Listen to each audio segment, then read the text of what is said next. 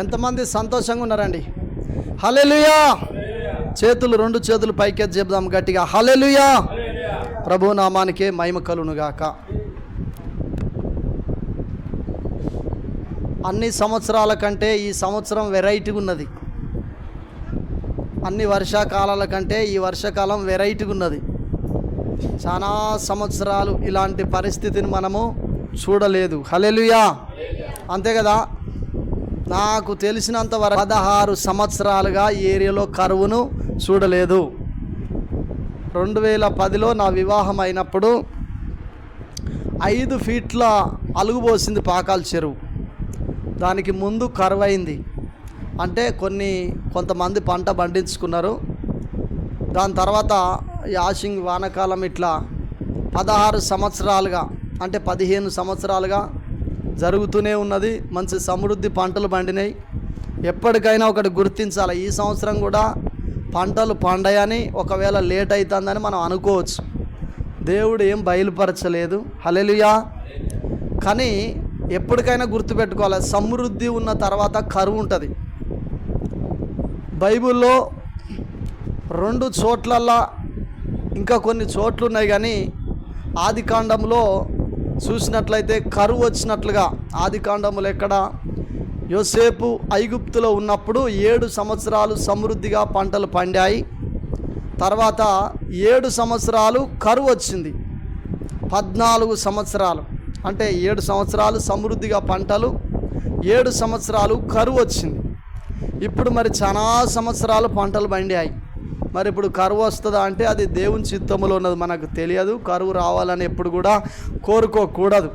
కానీ ప్రజలు దేవుని మాట వినకపోతే వర్షానికి దేవుడు ఆజ్ఞాపిస్తారట, నువ్వు కురవద్దు. విత్తనాలకు ఆజ్ఞాపిస్తారట, నీవు ఫలించొద్దు. దేవుని నామానికి మహిమ కలుగునుగాక. మాట వినకపోతే దేవుడు అలాగనే చేసే దేవుడు అయి ఉన్నాడు. ఎలాగా? ఫలించకుండా వర్షం కురవకుండా చేసే దేవుడు అయి ఉన్నాడు. దేవుని నామానికి మహిమ కలుగునుగాక.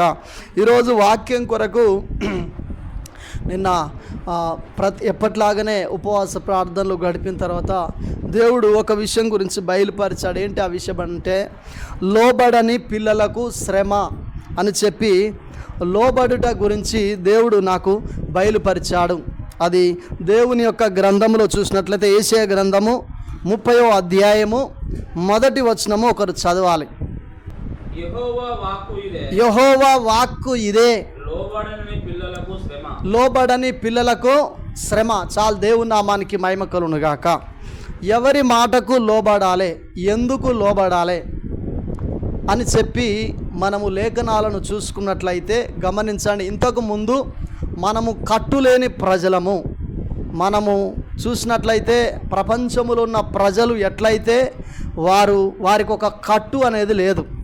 నేను గత 3 దినాల క్రితము, అంటే శుక్రవారం కాదు, బేస్తవారం రోజు పనికరకు వెళ్తే అక్కడ ఒక వివాహ కార్యక్రమానికి పాస్టర్ గారు రమ్మంటే వెళ్ళినాం.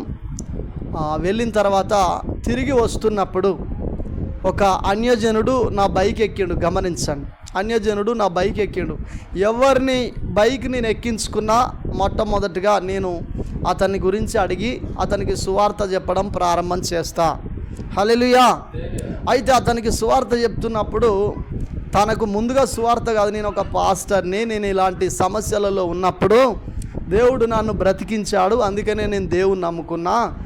బ్రదర్, యేసుక్రీస్తు నిజమైన దేవుడు, ఆయన నమ్ముకున్నప్పుడు పరలోకం ఉంటుంది, ఆయన నమ్మని వానికి సమస్యలు ఉంటాయని కొన్ని విషయాలు అక్కడ ఆ రోజు దేవుడు నాకు బయలుపరిచిన విషయాలను సువార్త రూపంలో చెప్పడం జరిగింది.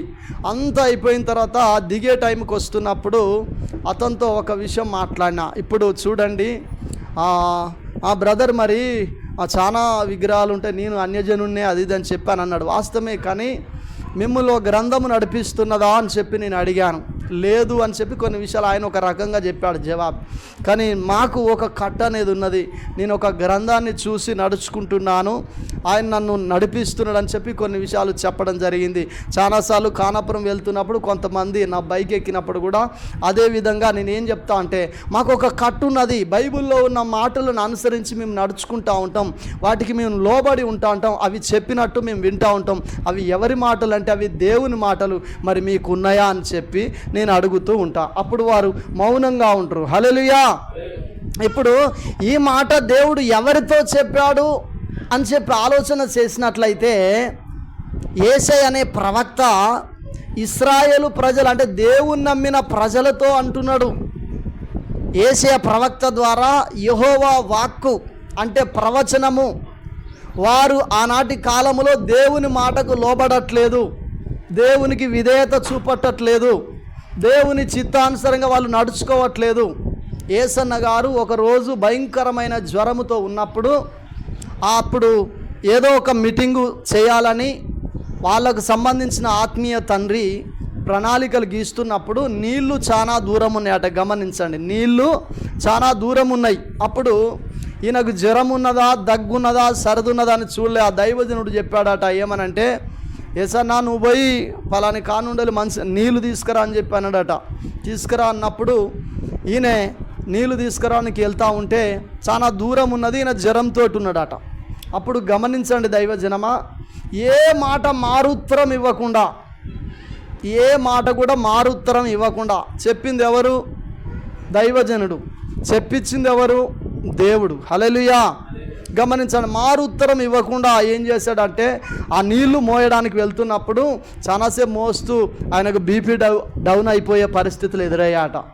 అయినా కానీ ఆయన ఆలోచన చేస్తూ ఎవరో ఒకరు సొల్యూషన్ ఇచ్చాడు. ఆ సైకిల్ ఉన్నదిగా, పాత సైకిల్, దాని మీద కట్టుకొని పోతే ఏపు అంటే ఆయన చెప్పినట్ట, నీకేం చెప్పినా ఏసన్నా అని అంటే, ఆ దైవజనుడు చూసిండట. చూసి నీకేం చెప్పినా ఏసన్నా అంటే, నీళ్లు తెమ్మన్నావు అని అన్నాడట.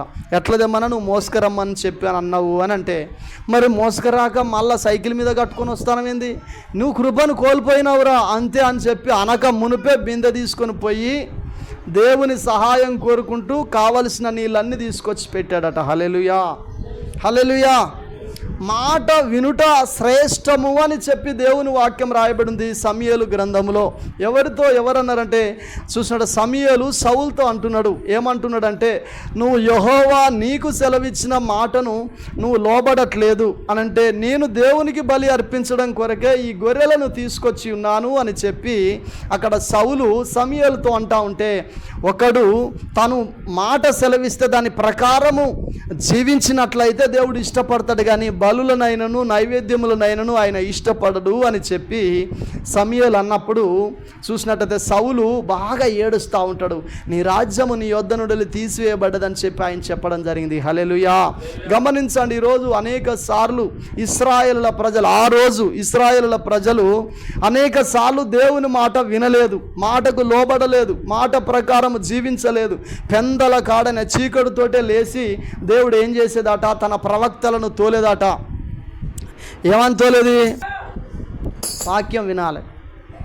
ఈ వాక్యం వింటే మన జీవితాలు బాగుపడతాయి. జీవితాలను బాగుపరచడం కొరకే ఒక రోజంతా ఉపవాసం ఉండి ప్రభు సన్నిధిలో కనిపెట్టి వాక్యాన్ని తీసుకొని రావడం జరిగింది.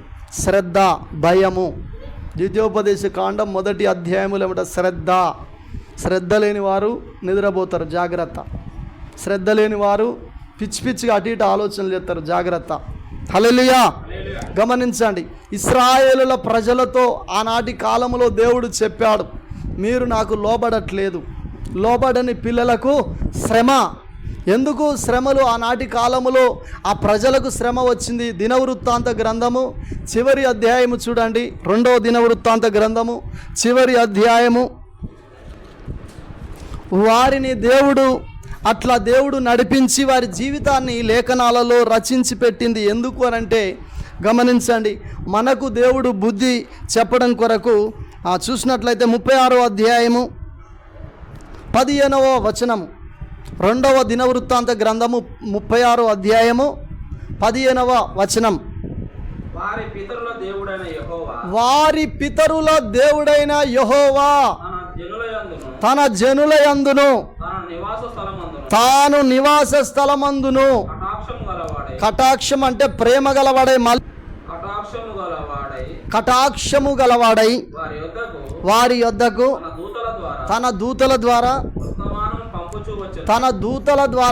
మన దూతలు ఎవరు? దైవజనుల ద్వారా వర్తమానము పంపుచు వచ్చెను. ఆయన పెందలకడ చీకటితోటే లేచి, చీకటితోటే లేబట్టి ప్రార్థనలో కూర్చుండబెట్టి ఇంకా వెలుర బిడ్డ పలానోళ్ళ దగ్గరికి అని చెప్పి పంపుచూ వచ్చిందట. ఎందుకంటే గమనించండి, ఏదో ఒక పనికి పనిభారంతో వెళ్తూ ఇంటికి పోతే దొరుకుతలేరు. ఆయన వాక్యములను తృణీకరించుచు ఆయన ప్రవక్తలను హింసించుచూ రాగా నివారింప శక్యము కాకుండా యెహోవా కోపము ఎవరి మీదకి వచ్చిందట? హల్లెలూయా. గట్టిగా చప్పట్లు కొట్టి ప్రభుని గట్టిగా. నివారింప శక్యము కాకుండా అందరి మీదకి దేవుని యొక్క కోపము, ఉగ్రత వారందరి మీదకి దిగి వచ్చినట్టుగా రాయబడింది. ఎందుకు? అనేక సంవత్సరాలుగా దేవుని వాక్యాన్ని దైవజనుల ద్వారా అక్కడి ప్రజలకు దేవుడు అందిస్తూ ఉంటే, అక్కడి ప్రజలు లోబడక, మందిరానికి రాక, ఆజ్ఞలు పాటించక, వాక్యానుసారంగా జీవించక, మందిరానికి ఎప్పుడో వస్తూ మందిరములో దేవుని వాక్యం చెప్పబడినట్లు జీవించక వారు ముందుకెళ్తున్నప్పుడు నివారింప శక్యము కాకుండా దేవుని ఉగ్రత ఉత్తరము నుండి వచ్చిందట. ఇర్మియా గ్రంథములో రాయబడ్డది. హల్లెలూయా. కొన్ని గాలులు సమస్యలు పట్టుకొస్తాయి అని చెప్పి మాట్లాడుతుంటారు. పలాని గాలి దోలితే ఇట్లుంటుంది, పలాని గాలి దోలితే ఇట్లుంటుంది అని చెప్పి మాట్లాడుతూ ఉంటారు. నెబుకద్నెజరు తను ఏం చేశాడంటే ఉత్తరము నుండి వచ్చి వారి మీదికి వచ్చి అనేకులను, చూడండి ఇంకా కింది భాగం, ఆయన వారి మీదికి కల్దీయుల రాజును కల్దీయుల రాజు ఎవరు? బబులోను సామ్రాజ్య అధిపతి అయిన నెబుకద్నెజరును రప్పింపగా అతడు వారికి పరిశుద్ధ స్థలముగానున్న మందిరములోనే వారి యవ్వనులను ఖడ్గము చేత సంహరించను. ఎందుకు? హల్లెలూయా. మాట విననందుకు మందిరములోనే చంపిండట. ఉజ్జి ఒక వ్యక్తిని గమనించండి, మందాసాన్ని పట్టుకునే అధికారం తనకు లేదు. ఈయన ఏం చేసిండు? దేవుని యొక్క మందాసం కింద పడుతుందేమోనని పట్టుకోవడానికి వెళ్ళిండు. దానికి కొంతమంది పనులను దేవుడు నియమించాడు. ఇది అందరికీ తెలుసు. కానీ వారి పని వారు చేయాలి, ఇతని పని ఇతను చేయాలి. ఇతను వెళ్ళి తొందరపడి దాన్ని పట్టుకోవడానికి వెళ్ళాడు. అప్పుడు గమనించండి, హల్లెలూయా, ఏం జరిగిందంటే ఉజ్జి దేవుడు మొత్తగా అక్కడికక్కడే తను చనిపోయినట్టుగా దేవుని వాక్యము రాయబడింది. హల్లెలూయా, హల్లెలూయా. అంటే లోబడక ఇవన్నీ కొన్నిసార్లు ఏం జరుగుతుంది అని అంటే, నాకు తెలుసులే, నేను చెప్పగలనులే, నేను చేయగలనులే, నాకు తెలుసులే, నాకెవరు చెప్పాల్సిన అవసరం లేదు. కొంతమందికి ఈగో ఫీలింగ్, కొంతమందికి చూసినట్లయితే గర్వము, ఇవన్నీ ఏం చేస్తుంటాయి అంటే, చూసినట్లయితే దైవజనమా దేవుని సన్నిధి నుండి దేవుని సన్నిధిలో మనల్ని లోబడకుండా చేస్తూ ఉంటాయి ఈ మాటలు. అతడు యవనస్తుల యందైనను యువతుల యందైన యవనరాన్ల యందైనను ముసలివారి అందైనను మంచి తెల్ల ఇంటికి గలవారందను కనికరించలే, అసలే కనికరం పడలే. దేవుడు వారందరినీ అతని చేతికి ఎవరు అప్పగించారట? హల్లెలూయా. ఎందుకు? ఎన్ని సంవత్సరాల బట్టి తోలిండు? ఇప్పుడు చెప్పండి, గమనించండి. అందరిని గురించి దేవుడి వాక్యం మాట్లాడట్లే, లోబడని పిల్లల గురించే దేవుడు మాట్లాడతాడు. ఒకవేళ నువ్వు సంవత్సరం అవుతుంది కావచ్చు, 2 సంవత్సరాలు కావచ్చు, 10 సంవత్సరాలు కావచ్చు, 50 సంవత్సరాలు కావచ్చు, 40 సంవత్సరాలు కావచ్చు, 30 సంవత్సరాలు కావచ్చు. ఇన్ని సంవత్సరాల నుండి నువ్వు మందిరానికి వస్తూ నువ్వు లోబడకపోతే నీ తీరాన్ని తాకడం కొరకు వస్తున్నది ఉగ్రత. గమనించాలి. హల్లెలూయా, హల్లెలూయా. నీ తీరాన్ని తాకడం కొరకు దగ్గరకు వస్తున్నది ఉగ్రత. కొంతమంది చెప్పిన మాటను తిరస్కరిస్తూ ఉంటారు, ఆ మాటకు విరోధంగా చేస్తూ ఉంటారు. దేవుడు ఏదైతే చెప్తాడో గదాన్నే చేయాలి. హల్లెలూయా. దేవుడు డైరెక్ట్ నీకు చెప్తాడా? దైవజనుల్లో నుండి చెప్తాడు. ఇక్కడ ఎవరిని తోలిండు? దేవుడు తన ప్రవక్తలను తోలిండట. హల్లెలూయా. మరియు బబులోను రాజు పెద్దవేమి చిన్నవేమి దేవుని మందిరపు యెషయా గ్రంథము 30వ అధ్యాయం 9వ వచనం చూడండి ఒకసారి. వారు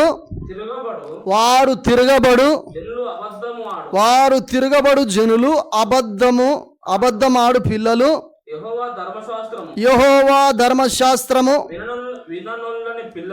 విననోళ్ళ. అసలు దేవుని వాక్యాన్ని వినరు వాళ్ళు. మందిరానికి వస్తారు కానీ ఏం చేస్తారు వాళ్ళు? కాలక్షేపమే. వినరు వాళ్ళు. వింటే దాంట్లో ఉన్న సారాంశాన్ని గమనించండి, అర్థం చేసుకుంటే జీవితాన్ని కడతది. కానీ వాళ్ళు విననోళ్ళని ప్రజలు దురద చెవులు కలిగి ఉన్నారని చెప్పి మాట్లాడుతూ ఉండు. దర్శనము చూడవద్దని దర్శనము చూచువారితో చెప్పువారును. చూడండి, దర్శనము చూసేటోళ్ళ కాట దర్శనం చూడొద్దని వీళ్ళు ఏమంటున్నారట?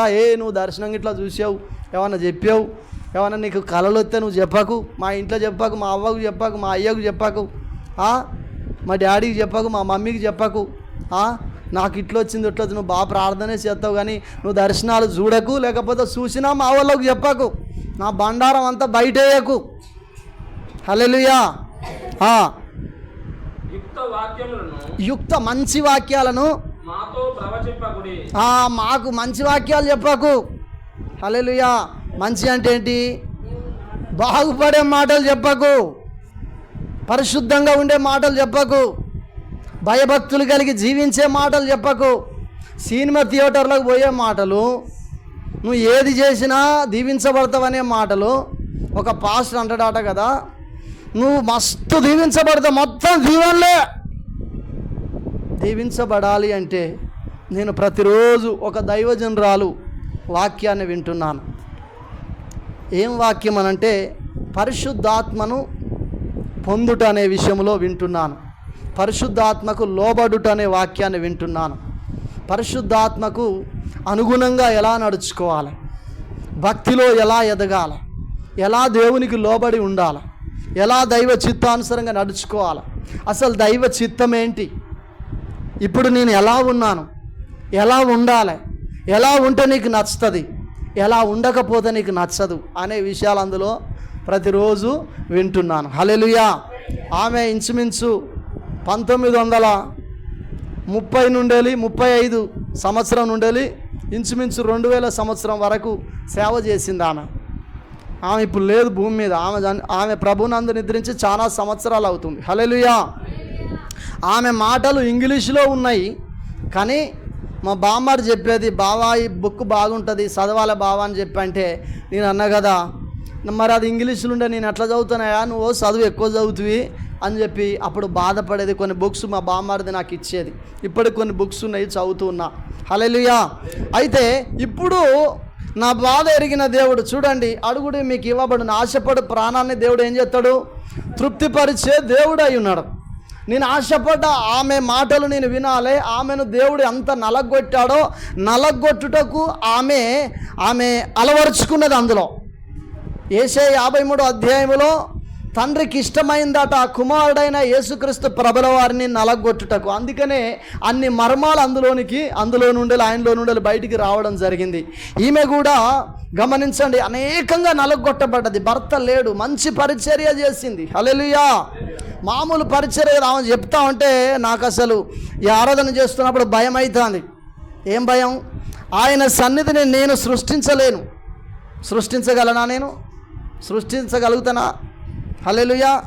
కొన్నిసార్లు దేవుడు ప్రవచనాలు ఇస్తూ ఉన్నాడు, కొన్నిసార్లు ఇవ్వట్లేదు. ఈయనప్పుడు గప్చుపుకుండాలి, ఇచ్చినప్పుడు చెప్పాలి, ఇచ్చినప్పుడు ఎగురొద్దు, ఈయనప్పుడు అయ్యో అని చెప్పి అనుకోవద్దు. అన్ని టైములలో ఆయన నడిపిస్తాడు. చాలా విషయాలు నేర్చుకుంటున్నాను. హల్లెలూయా. హల్లెలూయా. సందేహం పడొద్దు దైవజనమా, దేవుడు ఉన్నాడు తప్పకుండా. అందుకనే మా పవిత్రతో చెప్పిన నేను, నానా నువ్వు ఎవరు వచ్చినా, రాజుపాలు వచ్చిండు, రాకపోతే పవిత్రతో చెప్పిన నిన్ననే చెప్పిన, నువ్వు ఎమ్మటే మందిరాన్ని క్లీన్ చేయాలి, ఎవరి గురించి ఆలోచన చేయొద్దు బిడ్డ, మనం పరిచర్యలో ముందుండాలి. ఎవరి గురించి ఆలోచన చేయొద్దు. నువ్వు ప్రభు సన్నిధిలో మనం పరిచర్య చేయడానికి ఆశతో ఆసక్తితో మనం ముందుకెళ్ళి మనం ప్రతిరోజు మందిరాన్ని క్లీన్ చేస్తూ బాగా ఆశతో నువ్వు చేయాలి బిడ్డ అని చెప్పి తనకు చెప్పడం జరిగింది. దేవుని నామానికి మహిమ కలుగును గాక. ఎందుకు తెలుసా, ఒకరోజు దేవుడు మన పరిచర్యను చూసి అక్కడ పరలోకములో ఒక కిరీటాన్ని ఇచ్చే దేవుడై ఉన్నాడు. అసలు ఆ మాటలు వింటూ ఉంటే, ఆమె ద్వారా ఆ దేవుడు రాయించిన మాటలు వింటూ ఉంటే ఆహారం మీద ఆశ ఉండలేదు, ఆమె చూసినట్లయితే పొగట్టల మీద ఆశ ఉండట్లేదు, చప్పట్ల మీద ఆశ లేదు, ఘనపరచబడాలని ఆశ లేదు. అన్నీ దినదినం చచ్చిపోతున్నాయి. చాలా ఉన్నాయి నాలో కూడా. మీకు బయటికి పాస్టర్ బాగానే కనపడుతున్నాడు, కానీ నాలో కూడా కొన్ని ఉన్నాయి. అబద్ధాలు మోసం కాదు, ఇంకా దేవుని సన్నిధిలో అణుచుకునేటివి చాలా ఉన్నాయి. నాలోనే ఇన్ని కొన్ని ఉంటే మీలో ఇన్ని ఉండొచ్చు. ఆలోచన చేయండి. హల్లెలూయా, హల్లెలూయా. వీటన్నిటిని ఏం చేయాలి? ప్రభు సన్నిధిలో మనం హెచ్చరిక చెప్పుకోవాల్సిన అవసరం లేదు. నీకు పాట ఇస్తేనే పాడు, లేకపోతే పాడకు. నీకు ప్రార్థన ఇస్తేనే చేయి, లేకపోతే చేయకు. నిన్ను పని చేయంటేనే చేయి, లేకపోతే చేయకు. హల్లెలూయా, హల్లెలూయా. అయ్యో నాకు ఇవ్వలేదని కొంచెపడకు, అయ్యో నాకు చెప్పలేదని కొంచెపడకు. ప్రతి దాంట్లో రాజీ పడకు, ప్రతి దాంట్లో అనుకోనికి ఉండాలి. ఆగరుతో దేవదూత మాట్లాడుతూ ఉన్నది. ఏమని మాట్లాడుతున్నదో తెలుసా? నువ్వు ఆగరు, శారా దాసురాలైన ఆగరు, నువ్వు ఎక్కడి నుండి వస్తున్నావు అని అంటే, నా యజమానురాలు నన్ను హింస పెడతా ఉంటే నేను ఆ హింసను తట్టుకోలేక నేను ఇక్కడికి వచ్చాను అంటే, నువ్వు వెళ్ళు, శారా దగ్గరికి వెళ్ళి ఆమె చేతుల కింద అణిగి మణిగి అక్కడుండు. ఆమె చేతుల కింద అణిగి మణిగి ఉండు. ఆమె ఎట్లాంటి దశలో ఉన్నదో తెలుసా? మా చెల్లె జ్యోతి ఇప్పుడు ఏ స్థితిలో ఉన్నదో అదే స్థితిలో ఉన్నది ఆమె. ఆగరు నిండు పొట్టతోటి ఉన్నది ఆమె. కానీ ఆమె పెట్టే గిన్నెల దోమే, ఇల్లాకిలు ఉడివే అని చెప్పి అంటే ఇది తట్టుకోలేక ఎక్కడికి పోతుంది, పారిపోతాను తట్టుకోలేక ఐగుప్తుకు వెళ్ళిపోతూ ఉంది. కానీ దేవుడు ఏం చెప్పిండు? నువ్వు శారా దగ్గర అణిగి మణిగుండు, నేను నీ సంతానాన్ని అభివృద్ధి చేస్తా, నీలో నుండి రాజులు వస్తారు. మాటకు లోబడ్డది ఒక అన్యురాలు. శారా దగ్గరికి వెళ్ళి దేవదూత తనతో చెప్పిన మాటల ప్రకారం జీవించింది. కొట్టినా పడ్డది, తిట్టినా పడ్డది, గంటతోటి గాలిస్తే ఓపికతోటి నువ్వు చెప్పినావు నేనున్నా, నువ్వు చెప్పినావు నేను వింటానా. హల్లెలూయా, హల్లెలూయా. గడుసు పనులు ఎన్నో చేసింది ఆగర్. మూర్ఖురాల్ని చూసినట్టు చూసింది ఆగర్. ఎవరిని? శారాను. శారా ఒక దైవజనురాలు, శారా ఒక దేవుని సేవకురాలు, ఒక ప్రవక్త భార్య. దేవుడు శారాను శోధిస్తూ ఉన్నాడు. 90 సంవత్సరాలకు ఆమెకు గర్భాన్ని తెరవాలని ప్రభు చిత్తములో ఉన్నది. ప్రభు చిత్తానికి లోబడి 25 సంవత్సరాలుగా వేచి చూసిన వ్యక్తి నువ్వు ఒకటేనా? హల్లెలూయా.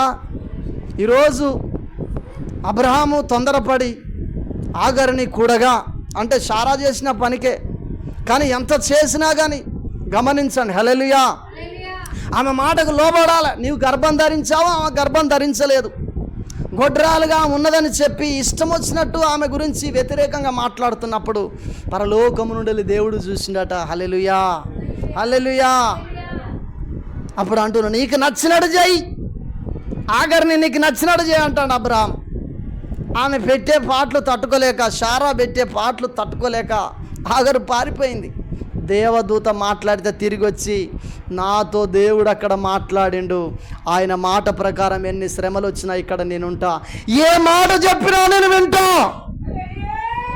లోబడని పిల్లలకు శ్రమ నేను లోబడతా అని చెప్పి లోబడడం కొరకు వచ్చింది. గట్టిగా చప్పట్లు కొట్టి ప్రభు నామాన్ని మహింపరదాం. ఈరోజు ప్రభు సన్నిధికి ఐగుప్తు అనే లోకములో నుండాలి దేవుని సన్నిధికి వచ్చావు, దేవుని నిబంధనలో కట్టుబడి ఉన్నావు.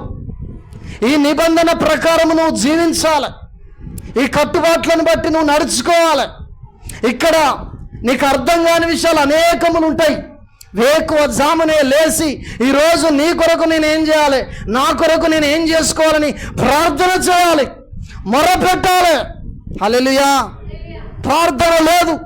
5 నిమిషాలు 10 నిమిషాలు ప్రార్థన చేయగానే ఇక అప్పటికే ఎక్కువైపోతుంది. ఇక దేవుని సేవకునికి ఏడలో పడతావు, సేవకురాలకి ఏడలో పడతావు. కొంతమంది అక్కడ భోజనాలు చేసినప్పుడు నేను కొంతమందిని గమనించాను. భోజనాలు తయారు చేసిన వాళ్ళే అక్కడ గిన్నెలు కడుగుతూ ఉంటే కొంతమంది నిలబడి ముచ్చట్లు, కూర్చొని ముచ్చట్లు. పురుషుడు అయితేంది, స్త్రీ అయితేంది. హల్లెలూయా. కలెక్టర్లు సైతము వెళ్ళి బాత్రూములు కడుగుతూ, ఏ ఒక్క రోజైనా ఈ చర్చికి వస్తున్న బిడ్డలారా మీరు ఏ ఒక్క రోజైనా బాత్రూమ్ కడిగారు? ఎప్పుడైనా కడిగారా? హల్లెలూయా. కలెక్టర్లు కడిగిరు బాత్రూము, పెద్ద పెద్ద ఎమ్మెల్యేలు అడిగిరు బాత్రూములు. భక్త్ సింగ్ గారి మెసేజ్ వినండి. నువ్వు గొప్ప, నేను గొప్ప. హల్లెలూయా. మనం గొప్ప. దేవుని పని చేస్తాను, నువ్వు మనుషుల పని కాదు. మందిరము దగ్గర చేసే పని నీకు దొరకదు. మొన్న అన్నకు పని అప్పగించిన ఏ పని అంటే, అమ్మా చర్చి చాలా రోజులు అవుతుంది క్లీన్ చేయని చెప్తే చెప్పిన దానికంటే ఎక్కువ చేసింది ఆమె. గట్టిగా చప్పట్లు కొట్టి ప్రభు నామాన్ని మహిమపడదాం. ఎంత తెల్లగా ఉన్నది మందిరం. ఎంత బండలు చూస్తే కొంతమంది కడిగితే మురికిపోదు, కొంతమంది కడిగితే పాసిట్ ఉంటుంది, కొంతమంది మందిరాన్ని క్లీన్ చేస్తే ఇటు పక్క ఉంటుంది అటు పక్క. తుడుచుకపోవడు కాదు, నీకు అప్పగించిన పని. ఒక అన్యజనుడు వాడట చూసినామంటే కాల్చి వచ్చిందట. నువ్వేం చేయాలి? చెప్పిన దానికంటే ఎక్కువ ఇంకా సంతోషపెట్టే విధంగా చేయాలి. దీవెన వస్తుంది. నువ్వు ఎవరి పని చేస్తున్నావు? దేవుని పని. దేవుని నామానికి మహిమ కలుగును గాక. హల్లెలూయా. మేము చర్చి కడుతున్న సందర్భములో గమనించండి దైవజనమా, ఏ ఒక్కరు ఇక్కడికి వచ్చి నీళ్ళు పట్టకపోయేది. చర్చి కట్టుడు అయిపోయిన తర్వాత శనివారం ఆదివారం నాడు 2 రోజులు ప్రార్థనలు జరుగుతూ ఉంటే, ఉపవాస ప్రార్థన పొద్దుటి నుండి మధ్యాహ్నం వరకు 3 గంటల తర్వాత భోజనం చేయడం కొరకు. అప్పటి వరకు ఆ రోజు భోజనం కూడా చేయలే. ఆ శనివారం రోజు అమ్మా నేను నీళ్లు బట్టి వస్తాను, వంట తయారు చేయని ఇక్కడికి వచ్చిన. దేవుడు తెలవకుండా నాకు అనేకమైన దుఃఖాన్ని ఇచ్చిండు. నేను నిలబడ్డ స్థలములోనే మోకరించి ప్రార్థన చేయడం ప్రారంభం చేసిన భయంకరమైన కన్నీరును దేవుడు ఇచ్చాడు. ఆ కన్నీటి ప్రార్థనలో 2 వ్యక్తులు వచ్చి చూస్తున్నారట. ఈ పక్కమెట్టున్న ఆ లుదియా, రెండోది బెంజమిన్ గారు. అప్పుడు బాట్ ఇక్కడ దాకా లేదు, ఆ బాత్రూమ్ పక్క పొంటే దారి ఉండేది, చిన్న దారి. ఆయన యవనస్తుడు శనివారం ఉపవాసం అంటాడు. ఏం కథ, అది నిజమేనా అని చెప్పి బండి ఎక్కడనో అంత దూరం పెట్టి బ్యాగు తన భుజానికి వేసుకొని దర్వాజా దగ్గరికి వచ్చి నిలబడితే నేను ప్రార్థన చేస్తున్నానట. కళ్ళు మూసుకొని ఎక్కిపడి ఏడ్చి ప్రార్థన చేస్తున్నాను. ప్రభువా ఈ పరిచర్యను ఆశీర్వదించు ప్రభువా, ఇంకా మందిరం పనులున్నాయి ప్రభువా, ఎవరు లేరు. అప్పుడు చాలాసేపు చూసి మందిరము చుట్టూ తిరిగి వచ్చి నా పక్కకు వచ్చి బ్యాగ్ ఎత్తేసి నాతో పాటు ప్రార్థనలో కూర్చున్నాక, ఆయన వచ్చిన తర్వాత కూడా ఒక 45 నిమిషాలు అర్ధగంట సేపు ప్రార్థన చేసినాక దేవుడు ముగించమన్నప్పుడు ముగించి మేము వచ్చి అదే ప్లేస్లో చైర్లు వేసుకొని కూర్చున్న తర్వాత, అప్పటి వరకు ఈ కిటికీల వలె గోడలు కట్టి ఉన్నాయి. వెనక సైడు గోడ పైకి లేబట్టుంది, ముందు సైడు గోడ పైకి లేబట్టుంది. ఫ్యాన్లు లేవు, మట్టి పోసి లేదు. కొంత మట్టి పక్కెమెడిది తోవి ఇందులో పోసాం. చాలా పనులు ఉన్నాయి. హల్లెలూయా. గమనించండి, ఆ రోజు చేస్తున్న ప్రార్థనకు అతడు ఆకర్షితుడై దేవుడు తనను ప్రేరేపిస్తే కడమ పనులన్నీ తన ద్వారా చేయించినట్టు. గట్టిగా చప్పట్లు కొట్టి ప్రభు నామాన్ని మహిమపడదాం. దేవుడు నన్ను చూస్తున్నాడు అని ఆ పని చేసిన. నీళ్లు పట్టడం కొరకు వచ్చాను నేను, నీళ్లు పట్టడం కొరకు. ఒక పాస్టర్ని, కొంతమంది విశ్వాసులు ఉన్నారు, చీపిరి బుల్ల కూడా పక్కకేనోళ్ళు ఉన్నారు. అప్పుడున్న రోజులలో ఒక ఇటుక పెట్ట మోయనోళ్ళు, ఇంకా పైగా మాకు ఇది రాలేదు అది రాలేదని చెప్పిన వ్యక్తులు ఉన్నారు. కానీ ఓపికతో దేవుని సేవలో అప్పుడు ముందుకెళ్ళినప్పుడు దేవుడు ఈ మందిరం పనులన్నీ కంప్లీట్ చేశాడు. హల్లెలూయా, హల్లెలూయా. దేవుని మాటకు అవిధేయులము కాకూడదు. ఆగరు కుమారుని ఇష్మాయేలును దేవుడు దీవించడానికి కారణము, ఆగరు దేవుని మాటకు విధేయత చూపెట్టి తిరిగి తన యజమానురాలు దగ్గరికి వెళ్ళి అణిగి మణిగి ఉన్నది. హల్లెలూయా. ఈరోజు మనం అణిగి మణిగి ఉండలేం. మీకు పిల్లల లెక్క కనపడుతున్నాం, కానీ బయటికి వెళ్తే దేవుడు ఎలా ఆయన పాదధూళినైనా నన్ను వాడుకుంటున్నాడో ఆయనకే తెలుసు, నాకే తెలుసు. దేవుని నామానికి మహిమ కలుగును గాక. మీరు మాకు కాదండి లోబడేది, దేవునికి లోబడండి. కొన్నిసార్లు కొంతమందికి నేను పని అప్పగిస్తే నేను చేయను, నేను పాడను, నేను రాను, నేను అసలు రాను, ఈ మాటలు నా చెవులో వినపడతా ఉంటాయి. సమయం వచ్చింది కాబట్టి నేను ఇక్కడ లేఖనము దేవుడు మాట్లాడుతున్నాడు కాబట్టి సమయం వచ్చింది కాబట్టి మాట్లాడుతున్నా, మిమ్మల్ని బాధ పెట్టాలని కాదు. హల్లెలూయా. ఈ మాట ద్వారా నువ్వు దేవుని కృపను కోల్పోతున్నావని అర్థం చేసుకో. పరాయి వ్యక్తికి ఎందుకు చెప్పాడు, నీకెందుకు చెప్తున్నాడు ఆయన? నువ్వు ఆయన మాట వింటావని, ఆయన మాట వింటావని నీకు చెప్తే నువ్వు ఆయన మాటను తృణీకరించగానే ఆయన బాధపడుతున్నాడు. పరిశుద్ధాత్మను దుఃఖపెట్టువానికి పాప క్షమాపణ లేదట. హల్లెలూయా, హల్లెలూయా. గమనించండి, దేవుని నామానికి మహిమ కలుగును గాక. ఆ దైవజనురాలు సేవకు వచ్చిన కొత్తలో ఒకరోజు తను గర్వంగా ప్రవర్తించి మందిరంలోనికి వెళ్ళి ప్రసంగం చేయడానికి వెళ్తే అప్పటి వరకు జరిగిన అద్భుతాలన్నీ ఆ రోజు దేవుడు నిలిపివేశాడట. దేవునికి లోబడకుండానే ఒకరోజు ఆమె ఏం చేసిందంటే వాక్యం చెప్పడానికి వెళ్ళిందట. వెళ్ళినప్పుడు ప్రజలందరూ అప్పటి వరకు జరిగిన అద్భుతాలను బట్టి ఇంకా జరుగుతుందేమో అని చెప్పి చూస్తూ ఉన్నారట. ప్రార్థన అయిపోయేంత వరకు ఒక్క అద్భుతము కానీ ఒక్క సూచక క్రియ కానీ చివరికి ఆత్మ నడిపింపును కూడా ఆమె చూడలేదట. అందరికీ ప్రార్థన చేసింది, ఏదో జరుగుతుంది అని. ఏం జరగలే. తర్వాత తను గదిలోనికి వెళ్ళి ఎక్కి పడి ఏడ్చి ప్రార్థన చేసిందట. గట్టిగా చప్పట్లు కొట్టి ప్రభువు నామమున మహిమపడదాం. నువ్వు నాకు లోబడక నువ్వు వెళ్తే ఎక్కడికి వెళ్ళినా నీతో నేను రాను. నువ్వు నాకు లోబడి నువ్వు వెళ్తే నీతో నేను వస్తా, నీ ద్వారా అద్భుతాలు చేస్తా, సూచక క్రియలు చేస్తా, మహత్కార్యాలు చేస్తా. ఆమె జీవితంలో దేవుడు చేసిన అద్భుతాలు అనేకములు ఉన్నాయి. దైవజనమ, హల్లెలూయా. కొందరు చూస్తుండగా వంకర ఉన్న కాలు అందరూ చూస్తుండగా చక్కగా అయిందట. చనిపోయిన వ్యక్తులు లేపబడ్డారట. గడ్డలు గాలిలో మాయమైపోయాయట. ఇలాంటి అద్భుతాలు తన జీవితంలో జరిగాయి లోబడడం ద్వారా. హల్లెలూయా, హల్లెలూయా. రాత్రంతా ప్రార్థనలో గడిపేది. దేవుని నామానికి మహిమ కలుగును గాక.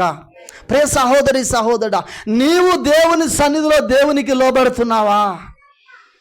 వృద్ధాప్యములో ఉండొచ్చు, మధ్య వయసు గల వారి కావచ్చు. అబ్రహాము 75 సంవత్సరాల వయసు అప్పుడు దేవుడు పిలిస్తే దేవుని సేవకు వెళ్ళాడు. మోషేను 80 సంవత్సరాల వయసు అప్పుడు దేవుడు పిలిస్తే దేవుని సేవకు వెళ్ళాడు. ఆనోకు 65 సంవత్సరాలప్పుడు దేవుడు పిలిస్తే 65 సంవత్సరాలకు దేవుని కొరకు వెళ్ళాడు. ఇట్లా చూసినట్లయితే చాలా మంది, హల్లెలూయా. దావీదును దేవుడు 17 నుండి 13 సంవత్సరాల లోపల దేవుడు పిలిస్తే వెళ్ళాడు. వీరందరూ ప్రభువుకు లోబడ్డారు. వీళ్ళు లోబడడం ద్వారా కార్యాలు జరిగాయి, లోబడడం ద్వారా అద్భుతాలు జరిగాయి. నువ్వు లోబడకుండా ఎన్ని సంవత్సరాలు మందిరానికి వచ్చినా, మనము ఎన్ని సంవత్సరాలు మందిరానికి వచ్చినా ప్రభువు నా జీవితంలో కార్యము చేయడు. హల్లెలూయా.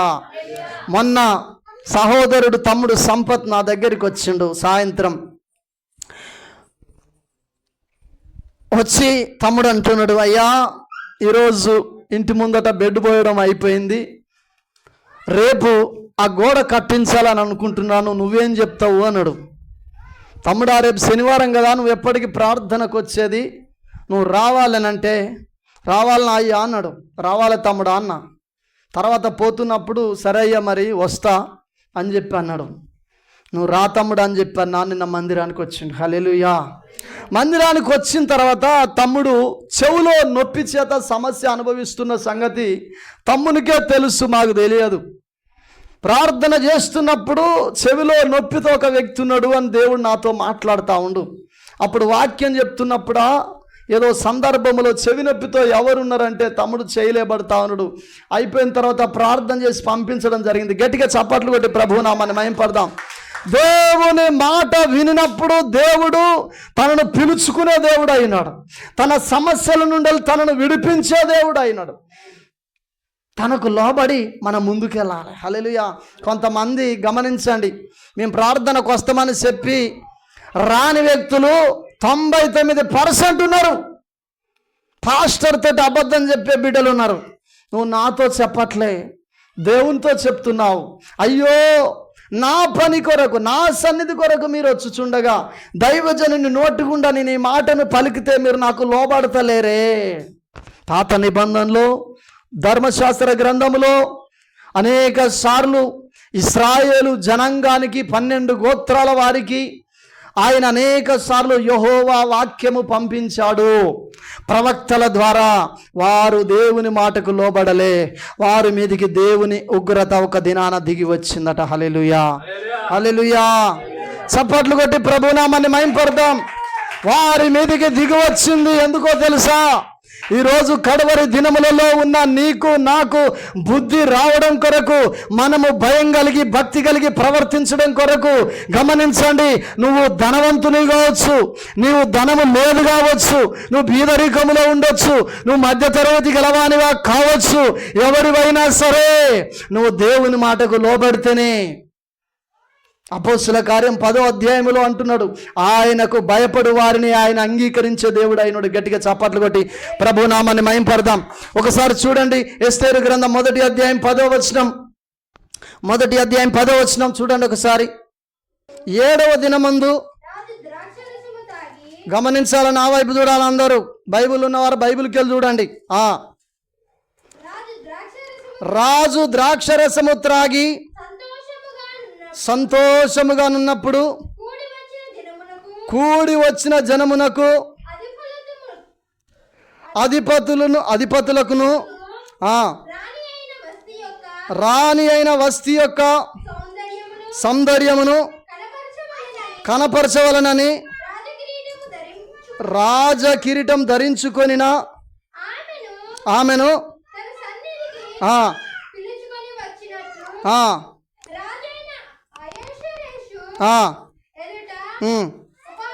ఉపచారము చేయు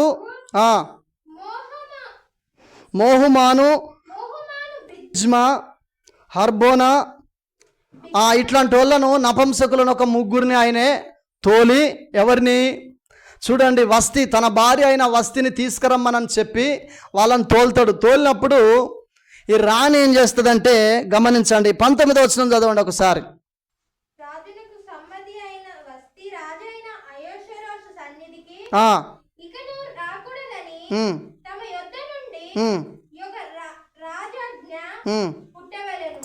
హల్లెలూయా. ఇంకా ఈ యొక్క చూడండి 10వ వచనం నుండి వెళ్ళి నేను శ్రద్ధగా చదువుతున్నా, మీకు అర్థం కావడం కొరకు. ఇక్కడ చీకటి ఉన్నది. 7వ దినమందు రాజు ద్రాక్షరసము తాగి సంతోషముగా నున్నప్పుడు కూడి వచ్చిన జనమునకు అధిపతులకును రాణి అయిన వస్తీ యొక్క సౌందర్యమును కనపరచవలనని రాజ కిరీటము ధరించుకొనిన ఆమెను తన సన్నిధికి పిలుచుకొని వచ్చినట్లు రాజైన అహష్వేరోషు ఎదుట ఉపచారము చేయు మోహుమాను, బిజ్మా, హర్బోనా, బిగ్తా,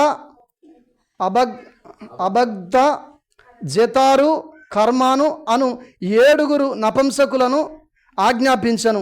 ఆమె సౌందర్యవతి.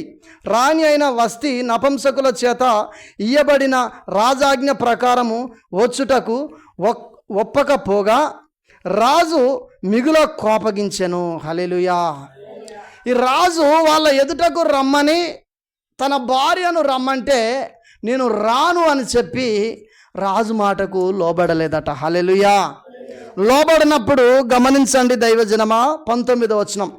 రాజునకు సమ్మతి ఆయన వస్తీ రాజైన అహష్వేరోషు సన్నిధికి ఇకను రాకూడదని తమ యొద్ద నుండి ఒక రాజాజ్ఞ పుట్టవలెను.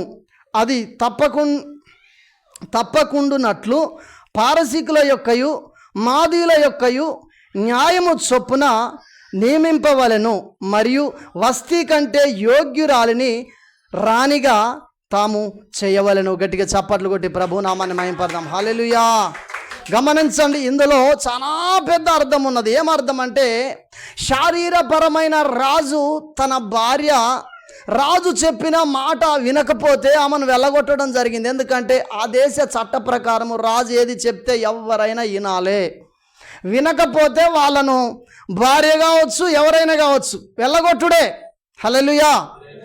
వెళ్ళగొట్టి ఇంకొక భార్యను వివాహము చేసుకోవాలి. అక్కడ ఆ చట్టం అట్లున్నది. అయితే ఈ వస్తీ మొదటి భార్య రాజుకు, అంటే ఆయనకు అంతకుముందు 2-3 భార్యలు లేరు, ఒక్కతే అప్పటి వరకు భార్య. అయితే ఈమెకు ఆయన ఆజ్ఞాపించి, నా సన్నిధికి రా, ఇక్కడ నీవు అంటే చూడండి, ఆమె అందంగా ఉండడము చూసినట్లయితే మా బిడ్డ వివాహానికి ముందు, మా ఆశ్రిత బిడ్డ వివాహానికి ముందు మరి వాళ్ళ అబ్బాయి వాళ్ళ ఇంటికి మేము వెళ్ళాం. ఒకరోజు అబ్బాయిని చూడడానికి మేము వెళ్ళాం. వెళ్తే గమనించండి, అబ్బాయి వాళ్ళ అన్న భార్య కూడా అందంగానే ఉంటుంది, మా బిడ్డ ఆశ్రిత కూడా బాగా అందంగా ఉంటుంది. అయితే ఈమెను ముందుగా వాళ్ళు వచ్చి చూసారు, ఈమె అందంగా ఉన్నదని చెప్పి వాళ్ళ అన్న ఏం చేసిందంటే, మా అల్లుని వాళ్ళ అన్న వాళ్ళ భార్యను మాకు చూపెట్టడం కొరకు చాలాసేపు అక్కడ మమ్మల్ని ఉంచిండు. హల్లెలూయా. ఆమె హన్మకొండ వెళ్ళి హైదరాబాద్ వెళ్ళి డ్యూటీ చేసి ఇంటికి వచ్చేదాకా మేము అక్కడనే ఉండి, తర్వాత ఆమె వచ్చిన తర్వాత ఈమె నా భార్య, ఈమె నా భార్య అని చెప్పి ఆమెను చూపెడతాను. ఆమె ఏం చూపెడతా ఉన్నారు? ఆమెను అందంగా ఉన్నదా లేదా, ఇగో నా భార్య కూడా అందంగా ఉన్నది అని చెప్పి ఆయన చూపెడతా ఉన్నాడు. హల్లెలూయా. ఇట్లా చెప్పలేదు, కానీ తన మనసులో ఏమున్నది? మీ బిడ్డ అందంగా కాదు, నా భార్య కూడా అందంగానే ఉన్నది. ఇక్కడ రాజు ఏం చేసిందంటే, నా భార్య సౌందర్యవతి, నా స్టేటస్కు తగ్గట్టు, నా స్టేజ్కి తగ్గట్టు నా భార్య అందంగా ఉన్నది చూడండి అని ఆయన ఏంది గౌరవం కొరకు ఆమెను పిలిచాడు. పిలిస్తే ఈ భార్య అనేది ఏం చేస్తుంది? జ్ఞానవంతురాలా? హల్లెలూయా. జ్ఞానవంతురాలు కాదు. హల్లెలూయా. ఆయన ఆగి ఉన్నాడు. ఆయన దగ్గరికి ఇప్పుడు పోతే నేను ఏంది, నా అందం ఏంది, నా కథ ఏందని చెప్పి తన అందాన్ని చూసుకొని గర్వించి భర్త మాటకు అవిధేయత చూపెట్టింది. హల్లెలూయా. అప్పుడు గమనించండి దైవజనమా, ఆయన ఏం చేసిందంటే, ఆయన ఒక రాజు చెప్పిండు. అక్కడ ఉన్న మంత్రులందరినీ కూర్చుండబెట్టుకొని మాట్లాడాడు. మరి నా మాటకి ఇవన్న లోబడలే, నేనేం చేయాలి? ఇవన్నీ వెళ్ళగొట్టి ఒక చట్టం మీరు ముద్రించాలి. ఏంటంటే, ఇంకెవ్వరు కూడా ఈ దేశంలో భర్తల మాట విననోళ్ళు ఇట్లనే వెలివేయబడతారని చెప్పి నువ్వు ఒక శాసనాన్ని పుట్టించి అందరికి పంపించాలి 127 సంస్థానాలకు. మళ్ళీ నీకు ఒక కొత్తగా రాణిని మేము తీసుకొస్తామయ్యా అని చెప్పడం జరిగింది. హల్లెలూయా. హల్లెలూయా. గమనించండి దైవజనమా, ఈరోజు యేసుక్రీస్తు ప్రభుల వారు నిన్ను కూడా వివాహం చేసుకోబోతా ఉండు. నువ్వు ఆయన భార్యగా ఉండబోతున్నావు. నీవు ఆయన మాటకు లోబడకపోతే ఏం జరుగుతుంది? హల్లెలూయా. నిన్ను స్వీకరిస్తాడు ఆయనే, నీకు బదులుగా ఇంకొకరికి ఛాయిస్ ఇచ్చే దేవుడు అయినాడు. గట్టిగా చప్పట్లు కొట్టి ప్రభు నామాన్ని మహింపడదాం. చాలాసార్లు నువ్వు ఆయన మాట లోబడట్లే, చాలాసార్లు నువ్వు ఆయనకు అవిధేయురాలుగా ఉంటున్నావు. ఆయన మాట్లాడు డైరెక్ట్ వచ్చి ఆయన దైవజనులో నుండి మాట్లాడుతూ ఉంటాడు. ఆయన దైవజనులో నుండి మాట్లాడిన మాటన కరెక్ట్ ఉన్నదా లేదా బైబిల్లో చూసుకొని దాన్ని పాటించు. దేవుని పరిశుద్ధ నామానికి మహిమ కలుగును. అదే ఎస్తేరు గ్రంథం చూడండి ఒకసారి. అదే ఎస్తేరు గ్రంథము 2వ అధ్యాయం 20వ వచనం చూడండి ఒకసారి.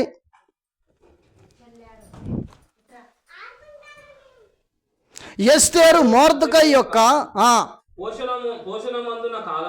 గమనించండి, ఒకటి ఆలోచన ఏంటంటే, మీరు చదువుతున్నప్పుడు భయపడకండి. ఎందుకంటే చదివే ముక్కలలో అర్థం తప్పుపోతుంది. ఇప్పుడు నేను చదివేదాకా మళ్ళీ అర్థం అనేది తెలుతలేదు. శ్రద్ధగా చదవాలి. దాన్ని వడుసు ఎక్కడి నుండి ఇటు రా అనుడు వేరు, రా అనుడు వేరు. రా అంటే ఎక్కడ రావాలి, ఇటు రా అంటే వేరు. ఎస్తేరు మొర్దెకై యొక్క పోషణ మందున్న కాలమున చేసినట్టుగానే ఇప్పుడును అతని మాటకు ఆమె లోబడుచుండెను. గట్టిగా చప్పట్లు కొట్టి ప్రభు నామాన్ని మహింపడదాం. హల్లెలూయా. ఎస్తేరు అనేటామె ఈ వస్తీ అనేటామె ఉన్న చూసినవా? వస్తీ అనేటామె వెలివేయబడ్డది, అమ్మగారింటికి వెళ్ళిపోయింది. ఇక ఇడుపు అయితే తీసుకున్నాడు ఆయన, పరిత్యాగ పత్రిక తీసుకున్నాడు, అయిపోయింది. ఆమె వెళ్ళిపోయింది ఇంటికి, బాగా ఏడుతూ ఉంది ఆమె. ఇప్పుడు ఈమెకు బదులుగా ఎవరు ఎన్నిక చేయబడ్డారంటే ఎస్తేరు ఎన్నిక చేయబడ్డది. హల్లెలూయా. ఈ ఎస్తేరు తల్లిదండ్రులు లేని ఒక స్త్రీ. ఈమెను మొర్దెకై అనేట ఆయన పెంచుకున్నాడు. ఈ మొర్దెకై పెంచుకున్నప్పుడు ఎస్తేరుకు బట్టలు సరిగ్గా లేవు. ఘోరమైన కడుపేదరికం, దారిద్రతలో ఉన్నది, భోజనం సరిగ్గా లేదు. అయినను తన భక్తిలో కంటిన్యూ చేసింది, యథార్థంగా ఉన్నది, నమ్మకంగా ఉన్నది, దేవుని యందు భయభక్తులు కలిగి ఉన్నది, లోబడ్డది, తన పిన తండ్రికి లోబడ్డది, తను పెంచుకున్న తండ్రికి లోబడ్డది. బైబిల్ వాక్యం అంటుంది నిర్గమకాండం 20వ అధ్యాయంలో, నీ తల్లిని తండ్రిని సన్మానించు, అప్పుడు నీవు దీర్ఘాయుష్మంతుడవగుతావు అని రాయబడ్డది. అట్లనే దీవెన కూడా నీకు వస్తుంది, లేఖనాలలో రాయబడ్డది. హల్లెలూయా. ఇప్పుడు తల్లి తండ్రికి బదులుగా మొర్దెకై ఆమెను పెంచుకున్నాడు. మొర్దెకై మాటకు లోబడ్డది.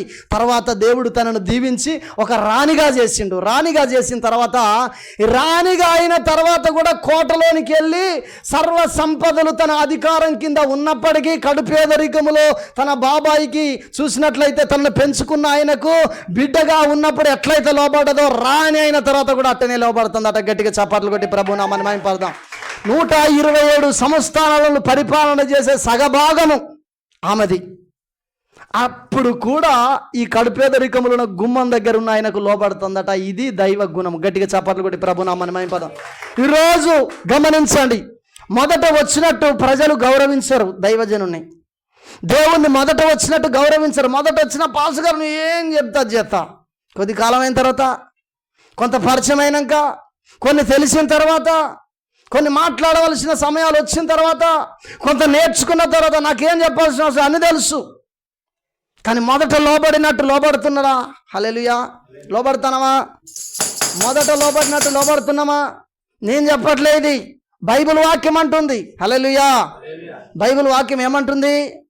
నేను జడ్సనబ్రా మీటింగ్ పోయినప్పుడు గమనించండి, మొన్న కూడా ప్రార్థన చేసుకున్నా, ప్రభువా నేను పెద్ద సేవకునైతే నువ్వు వద్దనే దాకా ఇక్కడికి నేను వస్తా, నువ్వు వద్దనే దాకా నేను ఇక్కడికి ప్రతి నెల పోతా ప్రభువా. ఎందుకంటే మొట్టమొదట ఎక్కడ నేను పిలువబడ్డా, ఆ నుండలే దేవుడు నన్ను పిలుచుకున్నాడు.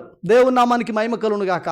నువ్వు వద్దనే దాకా వస్తే ఇక్కడికి, ఇక్కడ వాళ్ళ ప్రసంగం చెప్పినా చెప్పకపోయినా ఏదేమైనా నన్ను ఇక్కడ నుండి పిలిచావు. ఈరోజు నేను కొంతమంది విశ్వాసులు వచ్చారు, కొన్ని స్థలాల్లోకి నన్ను తీసుకుపోయి నువ్వు వాడుకుంటున్నావని, కొన్ని ప్రవచనాలు వీళ్ళ ద్వారా చెప్పినట్లుగా నా ద్వారా చెప్తానవని నేను గర్వించి నేను ఇక్కడికి రాకుంటూ ఉండనయ్యా. హల్లెలూయా. నా నా నా మనసులో తిరుగుతున్నాయి ఈ విషయాలు. అప్పుడు లోబడినట్టే ఇప్పుడు లోబడాలి, అప్పుడు ప్రేమించినట్టే ఇప్పుడు ప్రేమించాలి. గమనించండి, ఈమె ఎంతకు తెగించిందో తెలుసా? గా ముసలంతో ఏంది, గాంతో నాకేంది. కొంతమంది ధనం లేనప్పుడు ఒక తీరుంటారు, ధనం వచ్చిన తర్వాత ఒక తీరుంటారు. ఇక్కడ అధికారంలోనికి వచ్చినా కానీ ఏం చేస్తున్నాడా, అప్పుడు ఎట్లా లోబడ్డదో ఇప్పుడు కూడా అట్లనే లోబడుతున్నదట. హల్లెలూయా. హల్లెలూయా. మరి నువ్వు వచ్చిన కొత్తలు ఉన్నట్టు ఉన్నావా? ఆలోచన చెయ్యి. వచ్చిన కొత్తలో ఉన్నట్టు నీవు ఉన్నావా? ఆలోచన చెయ్యి. అప్పటి ప్రార్థన ఉన్నదా? అప్పుడు విశ్వాసం ఉన్నదా? అప్పుడు పట్టుదల ఉన్నదా? అప్పుడు దేవుడు ఏం చెప్తా చేసినావు, ఇప్పుడు చేస్తున్నావా? ఉన్నావా? హల్లెలూయా. తిమ్మంపేట నుండి వాళ్ళు వస్తున్నారు దేవుని బిడ్డలు. హల్లెలూయా. వాళ్ళు వచ్చిన కొత్తలో 2-3 వారాలు వాళ్ళు ఆల్ నైట్ ప్రార్థన కూడా వచ్చారు. మనోళ్ళు కూడా చాలామంది వచ్చిన కొత్తలో మస్తు వారాలు వచ్చారు. మరి ఇప్పుడు వస్తున్నారు ఆల్ నైట్కు. ఎందుకు? ఆ ప్రార్థన తప్ప నువ్వు తప్ప, ప్రార్థన తప్ప నువ్వు తప్ప. హల్లెలూయా. ఇంకా అయిపోయింది, చిక్కబడ్డావా? మందిరంలో దేవుని విషయాలు అన్నీ తెలిసినాయా? నీకు వాక్యం తెలుసా? నువ్వు లైవ్ పెట్టుకొని చూసినంత మాత్రాన మెచ్చడు. హల్లెలూయా. చాలా మంది ఏం చేస్తున్నారో తెలుసా? ఉపవాసం ఉండి లైవ్ పెట్టుకొని వింటా ఉన్నారు. ఆల్ నైట్ ప్రార్థనకు లైవ్ పెట్టుకొని వింటా ఉన్నారు. లైవ్లో మేము పలానా ఆల్ నైట్ ప్రార్థనకు ఏమైనా అటెండ్ అయినామని చెప్పి అనుకోండి, తప్పది. అది అక్రమము అనబడుతుంది. హల్లెలూయా. అది ఎవరికి ఆ లైవ్ అంటే చేతగానోళ్ళకు, పొట్టతోటున్నోళ్ళకు, చేతగానోళ్ళకు, మంచాల పడ్డోళ్ళకు, వివిధ రకాల పరిస్థితులలో ఉన్నోళ్ళకే లైవ్. నీకు కాదు, శాతనైనోనికి కాదు లైవ్. హల్లెలూయా. హల్లెలూయా. అక్రమము అనబడుతుంది, అన్యాయము అనబడుతుంది. దేవుని నామానికి మహిమ కలుగును గాక. మొన్న ప్రార్థనలో ఉన్నప్పుడు ఆ దేవుడు నాకు ఒక విషయాన్ని జ్ఞాపకం చేసిండు. ఏంటి జ్ఞాపకం చేసిండంటే, సౌజన్య చెల్లె గురించి దేవుడు జ్ఞాపకం చేసిండు. పిల్లలు చిన్నగా ఉన్నప్పుడైనా ఆల్ నైట్ ప్రార్థనకు వచ్చింది చెల్లె, కానీ ఇప్పుడు పిల్లలు పెరుగుతూ ఉంటే ఆల్ నైట్ ప్రార్థనకు వస్తలేదు. అంటే చెల్లెలో భక్తి తగ్గిందా, భయం తగ్గిందా? అప్పుడు లోబడినట్టు ఎందుకు దేవునికి లోబడలేకపోతున్నది? చాలాసార్లు చెప్తున్నా, చెల్లెను మాదిరి తీసుకుంటున్నా. వాస్తవం దేవుడు మాట్లాడిండు కాబట్టినే నేను చెప్తూ ఉన్నా. హల్లెలూయా. ఇప్పుడు ఏమైంది? ఇప్పుడు ఎందుకు వినలేకపోతున్నావు? మనల్ని మనం పరీక్షించుకునే వ్యక్తులమై ఉన్నాం. ప్రార్థనలో ఉన్నప్పుడు లోబడని పిల్లలకు శ్రమ అని దేవుడు నా లోబడని పిల్లల గురించి మాట్లాడమని చెప్తే నేను చెప్తున్నా. చాలా విషయాలు ఉన్నాయి. తర్వాత ఏం జరిగిందో తెలుసా? గమనించాను ఒకసారి. అదే ఎస్తేరు గ్రంథము 4వ అధ్యాయము 14వ వచనం. నీవు ఈ సమయమందు ఏమీ మాట్లాడక మౌనంగా నున్న ఎడల యూదులకు సహాయము విడుదలయు మరి యొక్క వచ్చును గాని నీవు తండ్రి ఇంటి వారును నశించుదురు. నీవు ఈ సమయమును బట్టియే రాజ్యమునకు వచ్చితివేమో ఆలోచించుకొనుమని చెప్పుమనను. అప్పుడు ఎస్తేరు మొర్దెకైతో మరలా ఇట్లనెను, నీవు పోయి షూషాను నందున్న సమాజ మందిరమునకు అంటే ప్రార్థనా మందిరానికి సమకూర్చి నా నిమిత్తము ఉపవాసముండి 3 దినములు అన్నపానములు చేయకుండుడి. నేనును నా పనికత్తెలను కూడా ఉపవాసముందుము. ప్రవేశించుట న్యాయ అక్కడున్న చట్టాల ప్రకారము న్యాయ వ్యతిరేకత.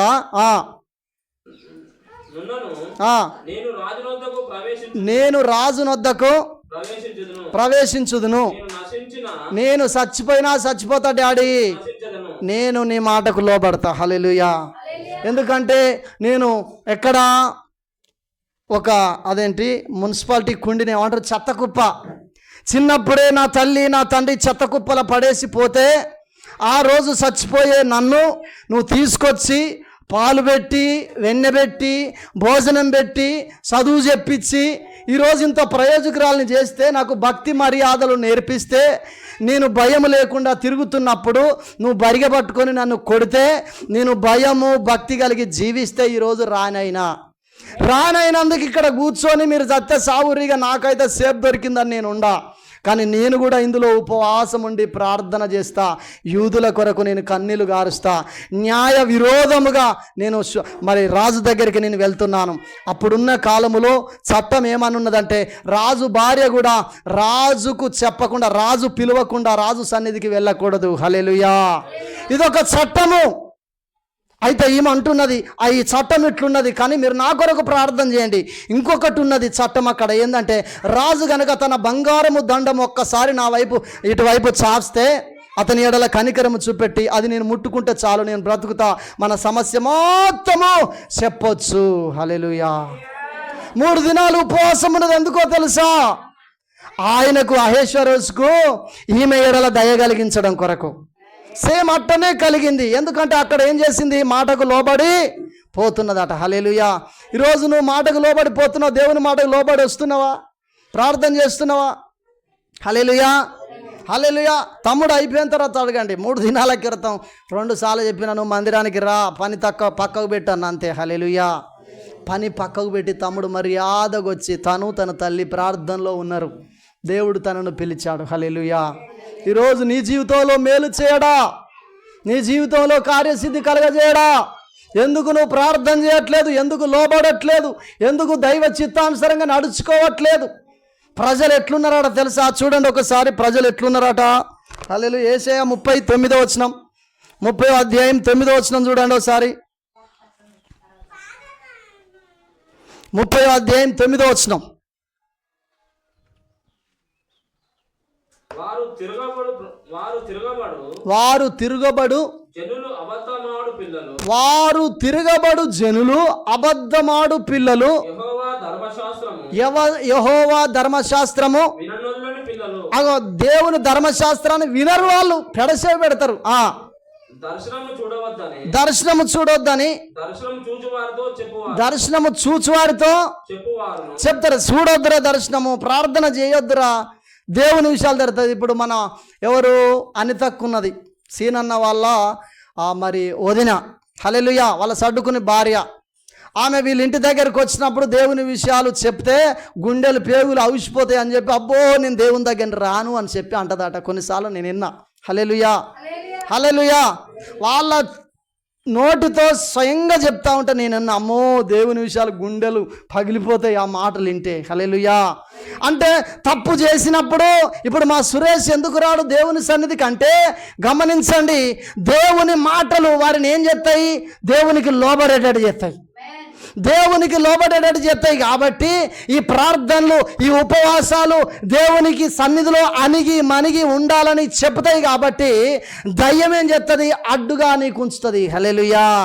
అందుకనే యెషయా గ్రంథం 59వ అధ్యాయంలో వాక్యం అంటుంది ఏమనంటే, విననేరక ఉండునట్లు ఆయన చెవులు అట మందం కాలేదట, రక్షింపనేరకుండునట్లు ఆయన చెవులు, ఆయన చెయ్యి అట కురచ కాలేదట.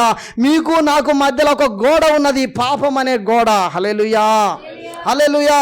కష్టకాలములో ఉన్నప్పుడు మనం మొరపెడితే ఈ పాపం అనే గోడ దేవునికి వినపడకుండా చేస్తూ ఉంటుంది, దేవునికి వినపడకుండా చేస్తూ ఉంటుంది. కాబట్టి సమయం ఉన్నప్పుడే ప్రభు సన్నిధిలో ప్రార్థన చేయాలి. దురద చెవులు కలిగి హితబోధనే కావాలనుకుంటున్నారు. టీవీలలో కూర్చొని మంచిగా చెప్తాడు సతీష్ కుమార్, టీవీలలో చెప్తాడు ఆయన మత్యూస్ గారు, ఇది చెప్తారు. వాళ్ళు ఖండించే విషయాలు వింటానవా? అది రాగానే సౌండ్ తక్కువ పెట్టుకుంటావు, అది రాగానే లేసాటిడు పోతావు. వాళ్ళు కూడా ఖండిస్తారు, కానీ వాళ్ళు నీ దగ్గర ఉండరా? నువ్వు దొంగ పెళ్లి చేసుకునేది, నువ్వు విచారం చేసేది, నువ్వు మందు తాగేది, ఇవన్నీ వాళ్ళు చూడరుగా. ఎవరు చూస్తారు? నీ పక్కెమట్టు నా చిన్న కాపరి చూస్తూ ఉంటాడు. హల్లెలూయా. 1000 మంది 1,00,000 మంది ఉంటారు. ఆ 1,00,000 మందిలో ఎవరు నీకు ఆయన నీకు ఎట్లా చేయగలుగుతారు? నాకు ఇప్పుడున్న విశ్వాసులకు ఇంత ముందో బాగా ప్రార్థన చేసిన విశ్వాసుల కొరకు ఇప్పుడు చేయడం కొరకు ఒక అర్ధగంట పడుతుంది మన విశ్వాసుల కొరకు ఒక్కొక్కల గురించి వివరించి. ఇక 1000 మంది అయిన తర్వాత చేయి పెట్టి ప్రార్థన చేస్తాం అంతే, ప్రభువా మా విశ్వాసులను అందరిని దీవించంటాం, అంతే కదా. మరి వీళ్ళందరినీ లెక్క చేస్తే తెల్లారుతుంది. హల్లెలూయా. వాళ్ళ పరిస్థితి కూడా అంతే. ఇప్పుడు మీరు తక్కువ మంది ఉన్నారు, మీరు ధన్యులు. హల్లెలూయా. దేవుని నామానికి మహిమ కలుగును గాక. తిమోతి పత్రిక చూడండి, 2 తిమోతి 4:3 వచనం. ఎందుకనగా జనులు హితబోధను సహింపక దురద చెవులు గలవారై తమ స్వకీయ దురాశలకు అనుకూలమైన బోధకులను తమ కొరకు పోగు చేసుకొని. హల్లెలూయా. తమకు అనుకూలమైన బోధకులను. హల్లెలూయా. 400 మంది బయలు ప్రవక్తలు రామోతిగ్లాద్ మీదకి వెళ్ళండి, ఏం కాదు నీకు విజయం వస్తుందని చెప్పారు. 400 మంది. కానీ ఒక్కడే మీకా, ప్రభు సన్నిధిలో కూర్చునే వ్యక్తి, కానుకలను కట్నాలను ఎవరన్నా పొరపాటు చేసి కూడా ఇగో ఈ కానుక నేను ఇస్తున్నాను, నా కొరకు ప్రార్థన చేయి, నా పాపం పోవునట్లు అని చెప్పి అంటే తీసుకొని వ్యక్తి. హల్లెలూయా. ఈయన ప్రభు సన్నిధిలో ప్రార్థన చేసినప్పుడు రామోతిగ్లాద్కి మీదికి పోతే ఈయన చచ్చిపోతాడు. ఎవరు? అహాబ్ అనే రాజు చచ్చిపోతాడు. చెప్పు మరి 400 మంది చెప్తా ఉన్నారు నువ్వు పోతే గెలిచి వస్తావని, ఒక్కడు చెప్తా ఉన్నాడు నువ్వు చచ్చిపోతావని. మరి ఎవరిది నమ్మాలి? 400 మంది మాటలే నమ్మి దురద చెవులు కలిగిన వ్యక్తులు. హితబోధ మీకా గురించి అహాబ్ అంటాడు, వీడు ఎప్పుడు నా గురించి విరోధమే చెప్తాడు. ఎందుకు విరోధం చెప్తాడు? విరోధంగా చెప్పేది నీ మేలు కొరకు. హల్లెలూయా. బల్లె సార్ ఎందుకు కొడతాడండి? చదువు రావడం కొరకు. నువ్వు పిచ్చిగా తిరిగి వస్తాంటావు. ఈ మధ్యలో సెల్ ఫోన్లు బల్లెకు కూడా పట్టుకపోతారు దొంగతనంగా. ఇప్పుడు పెద్ద స్క్రీన్లో వచ్చినాయి బల్లె, డిజిటల్ స్క్రీన్లు వచ్చినాయి. ఇక ఎక్కడికి పోయినా మామూలుగా కాదు. ఇక అక్కడ కాసేసారి రాకపోతే వాడు టిక్క తిప్పుతాడు. ఫాస్టర్ నీది వస్తుంది అంటారు, నన్ను నాది వస్తుందట అలా. హల్లెలూయా. మా వీడియో వస్తుందట అలా వాళ్ళు అంటారు. అన్న నీది వచ్చింది నేను చూసినా. నువ్వు బడి మీద శ్రద్ధ పెట్టురా. హల్లెలూయా. దేవుని నామానికి మహిమ కలుగును గాక. హితబోధ, ఆశీర్వాదాల బోధ. ఏం కాదు, నువ్వు ఏం చేసినా కానీ, నువ్వు కానుకలు ఇచ్చినా ఇవ్వకపోయినా, దశంభాగం ఇచ్చినా ఇవ్వకపోయినా, నువ్వు ప్రార్థనకు వచ్చినా రాకపోయినా, నువ్వు ఉపవాసానికి ఉన్నా ఉండకపోయినా, ఆన్లైన్కి వచ్చినా రాకపోయినా, నువ్వు మర్యాద ఇచ్చినా ఇవ్వకపోయినా, జనులు హితబోధను సహించరట. మంచి బోధను సహించరు, ఖండించే బోధను సహించరు. ఎలాంటి బోధను అంటే ఆశీర్వాదాల బోధన ఈ రోజులలో ఇష్టపడుతూ ఉన్నారు. హల్లెలూయా, హల్లెలూయా. మా దగ్గరికి మేమందరం కలిసి ఎక్కడికి గూడూరుకి వెళ్ళేది ప్రార్థన అన్న వాళ్ళు, మేము ఇట్లా పోయేది. అయితే ఆ తర్వాత నేను సేవకు వచ్చిన తర్వాత దేవుడు నన్ను వేరుపరిచిన తర్వాత సంఘం అయితే మొత్తం చెదిరిపోయింది అన్నాడు. ఇప్పుడు ఎంతమంది వస్తున్నారన్న? దాదాపుగా 80-90 మంది ఉండేదల్లా. హల్లెలూయా. నేను బయటకు వచ్చినాను కాదు, దేవుడు నాకు బయలుపరిచాడు. ఏం బయలుపరిచాడంటే ఏలీ కుటుంబం వలె వారి కుటుంబం ఉన్నదని చెప్పి బయలుపరిచాడు. బయలుపరిచినప్పుడు నేను అప్పుడే చెప్పిన మా నరసంపేట మా రాజక్క కావచ్చు కొంతమంది చెప్పిన, ఏలీ కుటుంబం వలె వారి కుటుంబం ఉన్నది. భక్తిహీనతను బట్టి ఎవడు స్థిరపడడు, నీతిమంతుని వేరు కదలదు. దేవుని మాటకు లోబడాలి, దైవ చిత్తానుసారంగా నడుచుకోవాలి.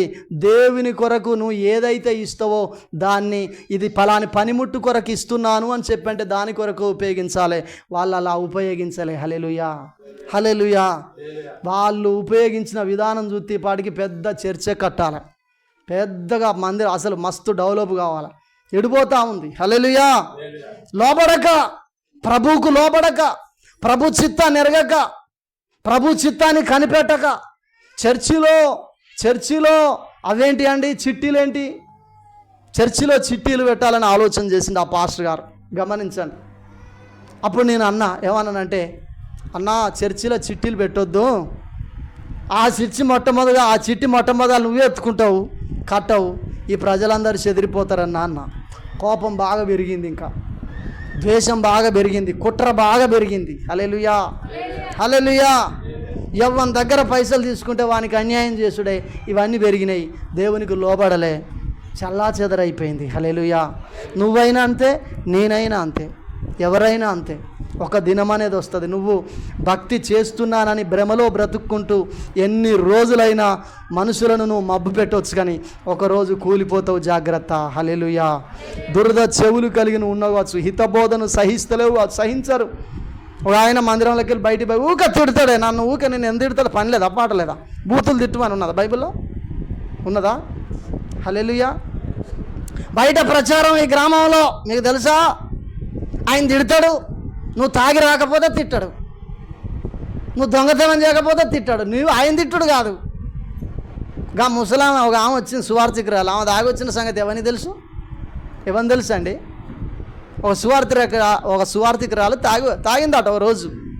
దేవుడు చెప్పిండు, ఇక్కడ మద్యం తాగి అపవిత్రం చేసుకున్న బిడ్డలు ఇక్కడ ఉన్నారు అని చెప్తే ఎవరి చేతులు లేబట్లే. సాక్ష్యం చెప్పడానికి వచ్చింది బయట. ఇక్కడికి వచ్చి నేను సువార్త చెప్తా చాలా దిక్కులే, కానీ ఒకరోజు మా వాళ్ళు నన్ను బలవంతం చేస్తే నేను కళ్ళు తాగినా అని చెప్పి ధైర్యంగా ఒప్పుకున్నది. ఎవరు చెప్పారు? హల్లెలూయా. ఆ ప్రవచనం చెప్తున్నప్పుడు అనేక విషయాలు ఆమెను ఖండించడం జరిగింది. ఆమె లోపడ్డది కాబట్టి తన తప్పు ఒప్పుకొని నేను ఇంకా చేయొద్దని అనుకున్నా, కానీ దేవుడు ఇంకా మాట్లాడిండు నాతో, చాలా సంతోషం, వాస్తవమే నేనే చేసినాను అన్నది. మరి నువ్వు అట్లుంటే ఎందుకు తిడతాడు దేవుడు? హల్లెలూయా. దేవుడు ఏమేమని తిట్టింది తెలుసా? వ్యభిచార సంతానమా, భ్రష్టులైన బిడ్డలారా, సర్ప సంతానమా, సిగ్గుమాలిన జనులారా అని ఇశ్రాయేలు ప్రజల్ని తిట్టిండు ఇశ్రాయేలు ప్రజలు. మీరు బైబిల్ చూడండి, బైబిల్ తెలిసిన వాళ్ళు అర్థం చేసుకున్న వాళ్ళు చూడండి. ఇవి ఈ బూతులు కావు ఇవి. దేవుడు తిట్టిండు అట్లా. దేవుడు తిట్టిన మాటలనే నువ్వు తిట్టరా, ఇగో నేను మాట్లాడతానా నీలో నుండేది. హల్లెలూయా. ఇప్పుడు నువ్వు తాగి ఊగుతా అంటే, నువ్వు బయట తిరుగుతా అంటే, దేవుని నామ అవమానపడుతుంటే పాస్టర్ చెప్పాను అడమ్మా వీడు తాగొద్దని చెప్పిండు ఎప్పుడన్నా అని ఎవరు అంటారు? విశ్వాసులు అంటారా, సేవకుని అంటారా?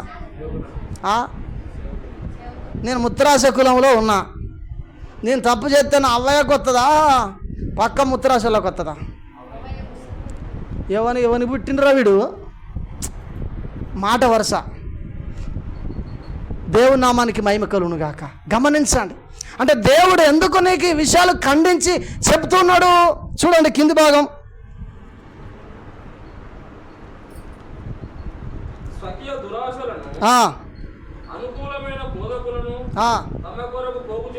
అనుకూలమైన మీరు చూడండి, సిటీకి పోతే ఒక పాస్టర్ని వాళ్ళు పెట్టుకుంటారు. వాళ్ళు పెట్టుకొని కొద్దిగా తేడా వాక్యం చెప్పిండు అనుకో, వచ్చే నెల నీ జీతం కట్టు, వచ్చే నెల నీ జీతం కట్టు చేస్తారు అంతే. రేపాక అనే ప్రాంతం నుండి రాములు అనేట ఆయన వచ్చిండట. వాళ్ళ భార్య క్యాన్సర్ పేషెంట్. ఆమెకు ప్రార్థన చేయడం కొరకు ఇక్కడ నుండి ఆమె ఇల్లు 135 కిలోమీటర్లు ఉంటుంది. ప్రార్థన చేసి వచ్చేది నేను పోయి. అయితే ఆయన ఒకరోజు ఆ మోత్కూరులో ఉన్న సిఎస్ఐ సంఘానికి, మా అల్లుడు పోయిన సంఘానికి పోతే ఈయనకు బల్లారాధన ఇయ్యలేదట. ఏడ్చుకుంటా ఫోన్ చేసిండు ఆయన నాకు, అయ్యా నాకు బల్లారాధన వాళ్ళు ఇయ్యలే, ఎందుకు, నేను కూడా బాప్తిసం తీసుకున్నా కదా అని చెప్పి, అయ్యా పాస్టర్ అన్న చెప్పలేదయ్యా నాకు ఇవని చెప్పి అని అంటే ఈయన జీతం చేసే వ్యక్తి. హల్లెలూయా. ఈయన ఏం చేసే వ్యక్తి? 5,000, 10,000, 20,000 జీతం. యోహాను సువార్తల వాక్యం అంటుంది జీతగాడే, కాపరే. చాలా మంది మా మినిస్ట్రీలో ఉండండి, మా మినిస్ట్రీతో సావాసం చేయండి, నీకు నెలకు 3,000 ఇస్తా, నెలకు 5,000 ఇస్తా అంటే ఎవ్వనికి లోబడలే. ఎందుకు చెప్తానంటే వాళ్ళు చెప్పమన్నది చెప్పాలి. సిఎస్ఐలో ఒక పుస్తకం ఉంటుంది, దాంట్లో ఏదైతున్నదో అదే చెప్పాలి. నువ్వు తాగిరా, నువ్వు ఊగిరా. బార్ షాపులు ఉంటాయా క్రైస్తవునికి?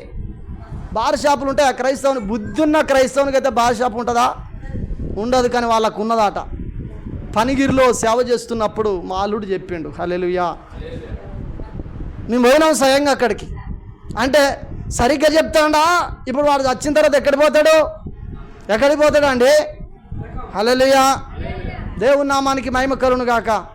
సత్యదాగి సత్యం ముందు బాప్తిసం తీసుకొని అప్పటికే ఫుల్ తాగి ఉన్నావు. ఇక నీకు మారు మనసు ఎక్కడిది? సచ్చిన తర్వాత పరదేశులము అని వీడు పరదేశానికి ఏడొస్తాడు? సమాధి చేసినంత మాత్రాన పోతుందా? చదవాల కింద. ఎట్లాంటి ఉపదేశం? ఇప్పుడు ఆయనను ఏమన్నా అంటే తీసేస్తారు కాబట్టి ఇప్పుడు ఈయన నాకెందుకురా బాబు, నాకెందుకు ఈ లొల్లి, హల్లెలూయా, నాకెందుకు ఈ లొల్లి అని చెప్పి ఆయన ఆ బుక్లో ఏదైతే ఉన్నదో దాన్నే చెప్తాడు. సైలెంట్గా పోయి మనస్సాక్షిని చంపుకొని. దేని చంపుకొని? దేవుడు చెప్తా అంటే కూడా మనస్సాక్షిని చంపుకొని అదే చెప్పాలి. ఎందుకంటే ఇప్పుడు నేను ఒక వ్యక్తికి కూలికి పోయిన అనుకో, నాకు నచ్చిన పనులు కాదు చేసేది. ఎవరు నచ్చిన పనులు చేయాలి?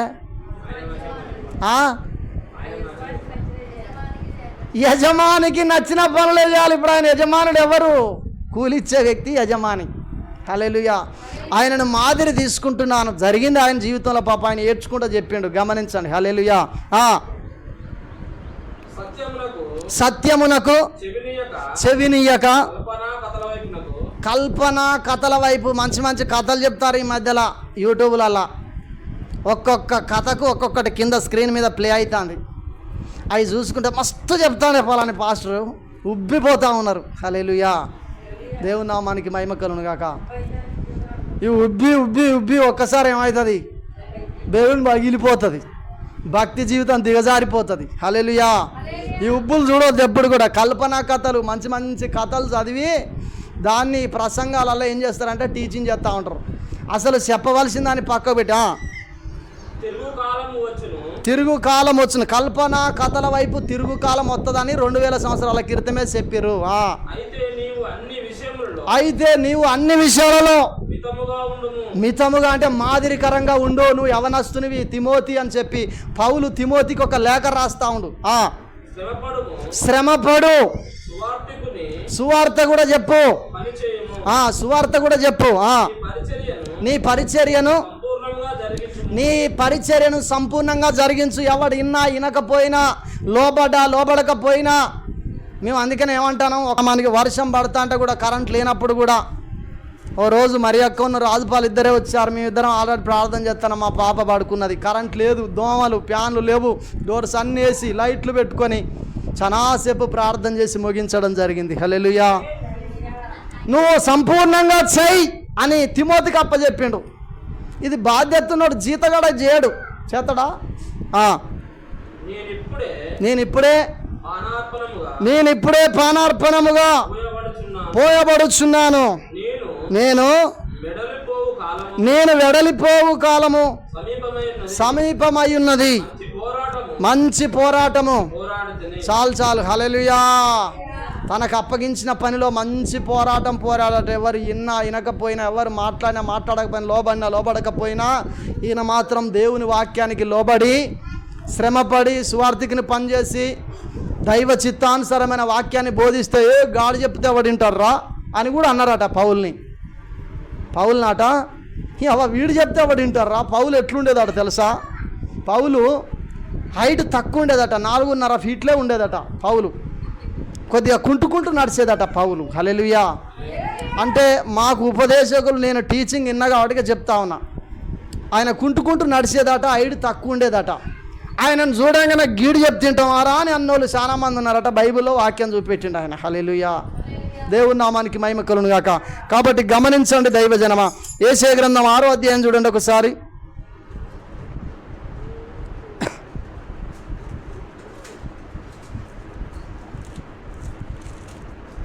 6వ అధ్యాయం 8వ వచనం. అప్పుడు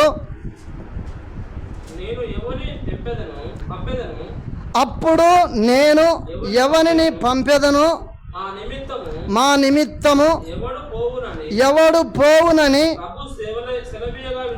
ప్రభువు సెలవివ్వగా వింటిని. అంతటా నేను చింతగించుము, నేనున్నాను, నన్ను పంపుమనగా. నీవు పోయి ఈ జనులతో ఇట్లనుము, మీరు నిత్యము వింటారు కానీ గ్రహింపకుందురు. ఇక్కడ జరిగే మాటలు ఎంతమంది గ్రహిస్తారు? చేతులు లేవట్టండి. అసలు ఈరోజు మెసేజ్ నాకే అని చెప్పి ఎంతమంది అనుకుంటారు? నేను ఇప్పటి వరకు నేను ఇన్నిసార్లు లోబడలేదు ప్రభు అని చెప్పి లోపల ప్రార్థన చేసుకుంటున్నాను. ఆ సెల్ ఫోన్లో మెసేజ్ వింటానప్పుడు ఇది నేనే, ఇది నేనే, ఇది నేనే, ఇది నేనే అని చెప్పి లోపల అనుకుంటూ పశ్చాత్తాపముతో ఆ మాటలు నేను విన్నా. గ్రహిస్తాను కాబట్టిగా విన్నా. హల్లెలూయా. గ్రహించని వ్యక్తి వింటాడా? గ్రహించని వ్యక్తి వింటాడా? వినడు. వీళ్ళు కూడా గ్రహిస్తలేరట. నిత్యం చూస్తారు కార్యాలు, అద్భుతాలు, సూచక క్రియలు, మాత్ కార్యాలు. అసలు తెలుసుకోరు. అసలు సత్యమేంది, అసలు ఎందుకు జరుగుతున్నాయి, ఎట్లా జరుగుతున్నాయి, వీళ్ళ జీవితంలో ఎందుకు జరుగుతున్నాయి అని చెప్పి తెలుసుకోరు. ఎందుకంటే గమనించండి, హల్లెలూయా, ఒక అద్భుతం నీ జీవితంలో జరగాలంటే నువ్వు శ్రమ అనుభవించాలి. శ్రమ అనుభవించింది అద్భుతం ఎట్లా జరుగుతుంది? ఆకలితో ఉన్న సారేపత్య విధవరాలు కొద్దిగా పిండి ఉన్నది, నెలల తరబడి భయపడ్డది ఆమె. అంతే కదా, అంతే కదా. హల్లెలూయా. ఇంకో 10 రోజులు అయితే అయిపోతుంది, నెల రోజులు అయితే ఈ బస్తా అయిపోతుంది. బస్తా అయిపోయాక ఆడ కరువే ఉన్నది. మేము ఎట్లా బ్రతుకుతామని ఆ పిరికితనంతో, ఆ బాధతో, ఆ వేదనతో కన్నీళ్ళు విడిచింది, భయపడ్డది. ఆ కష్టాన్ని తను అనుభవించింది కాబట్టి అద్భుతం జరిగింది. వారు కన్నులతో చూసి, చెవులతో విని, హృదయంతో గ్రహించి, మనసు మార్చుకొని స్వస్థత పొందకపోవునట్లు. హల్లెలూయా, హల్లెలూయా. దేవుని నామానికి మహిమ కలుగును గాక. ఈ జనుల హృదయము క్రొవ్వు చేసిందట.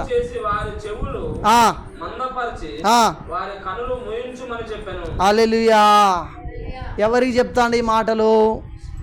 ఫస్ట్ ప్రవక్తతో చెప్పిండు. ఎవరు పోతారు అని ఆయన ముందట అంట, నేను పోతాను అందుకొని వస్తూనే ఉన్నాడు ఆయన ప్రవక్త, యేషయా ప్రవక్త.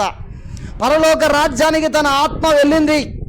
అక్కడ తండ్రి అయిన దేవుడు ప్రవక్తతో ప్రవక్త ముందు మాట్లాడుతూ ఉండు.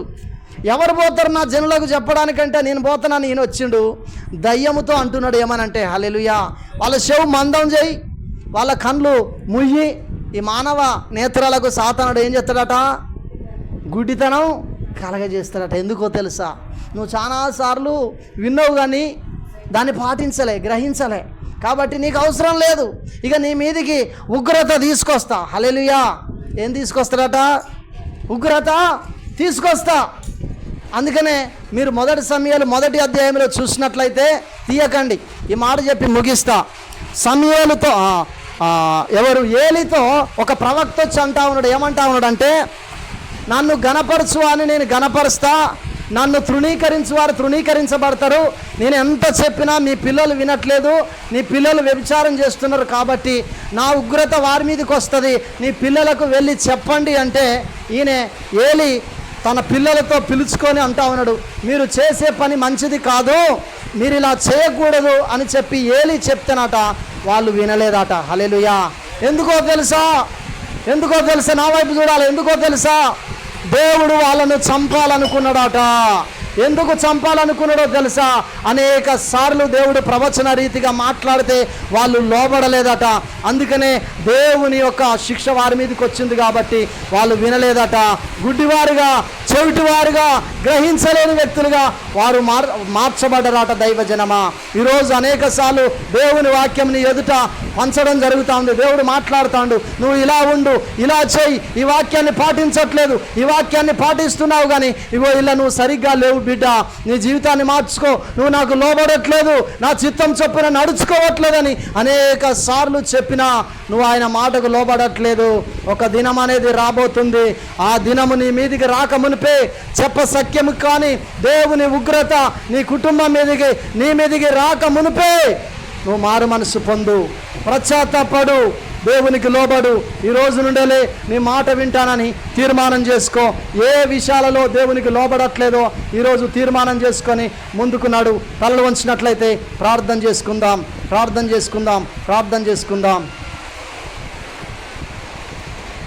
Thank you lord, thank you Jesus, thank you lord.